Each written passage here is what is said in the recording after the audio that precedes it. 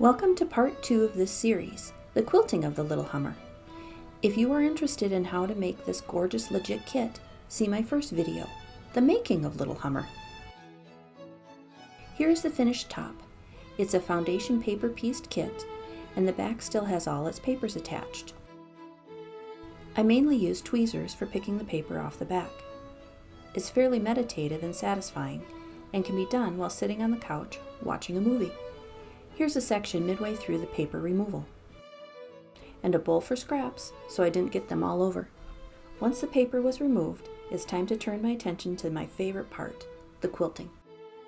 First, I drew a 1-inch grid as a guideline for my background pattern. I used 505 quilting adhesive spray to base my 3 layers together. And I chose a thin or lightweight thread for quilting. It's 80 weight Deco Bob from Wonderful. My intention was for the texture to come forward, not the actual stitches as much. After running some basting lines to further hold the 3 layers together, I ran an echo line around the bird.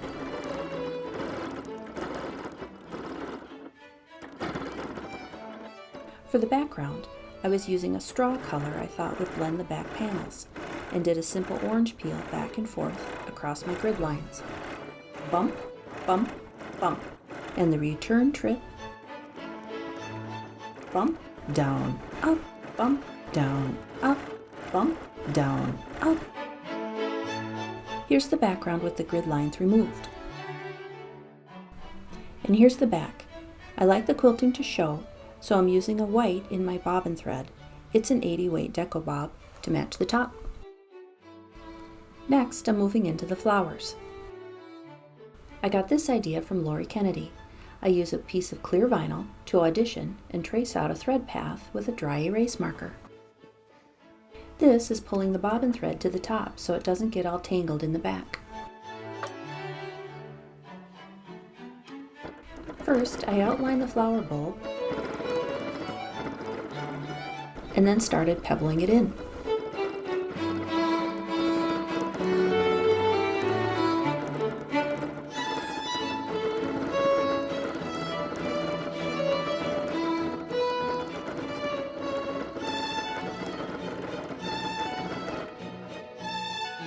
Sometimes it's easier if I remove the basting stitches before I densely quilt over them.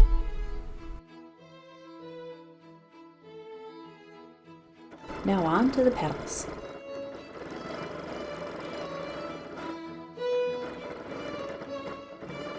And a quick fan down on the bottom petal poking out.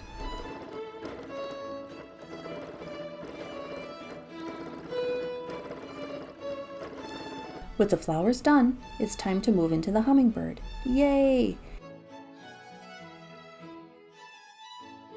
I've daydreamed about how to do the wing, and this was my final plan. First, I outlined the main wing segment.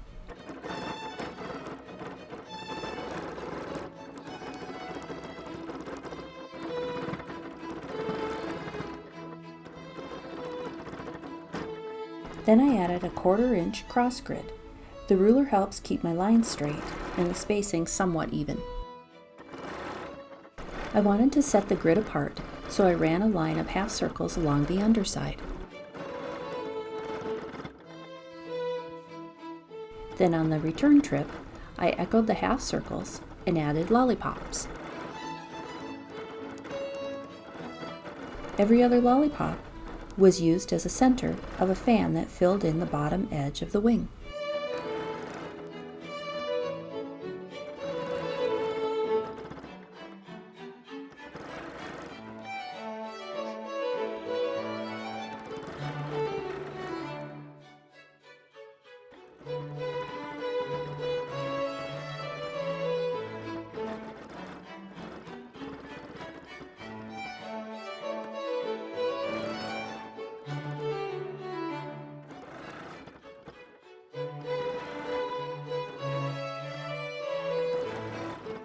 Then I used my trusty ruler to go back up and finish cross-hatching the center part of the wing.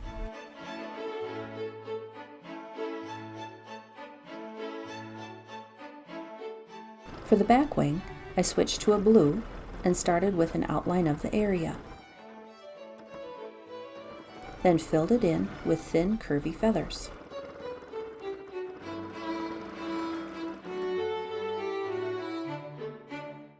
I was nervous about the head and body.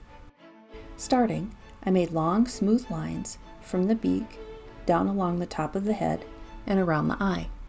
I wanted to gracefully transition from the sleek lines into the little pin-type feathers of the body, and so started ending each straight line in a teardrop type shape.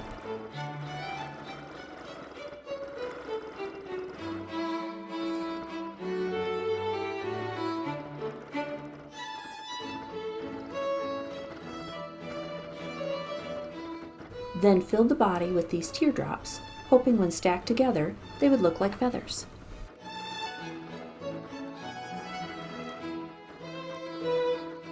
The feathers filled in all the way down into the pointy part of the body tail.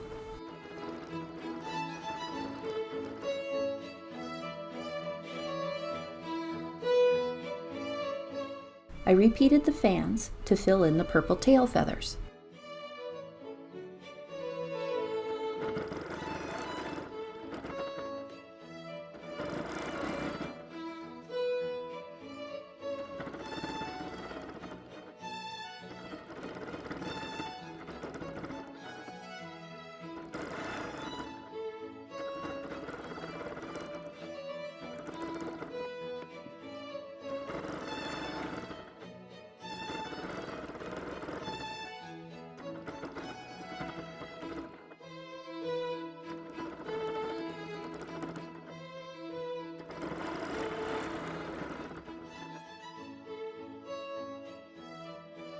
Finally, the plum border. I ran 2 echo lines around the center, about a 1/4 inch apart. My intention was to add a subtle texture that was not going to compete with the vibrant hummingbird in the center. So I ran a diagonal 1-inch grid with my ruler and then filled in each half of each diamond.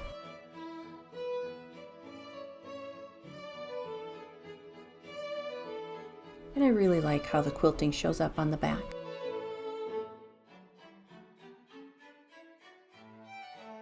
As I said before, I was so pleased with this kit. When I finished, I immediately ordered my next one, called Chip the Goldfinch. I made one additional breakout video showing the details of how to construct the eye and ending with the things I learned and changes for my next legit kit. See the link in the comments or at the end of this series. Thank you for watching. Have a great day.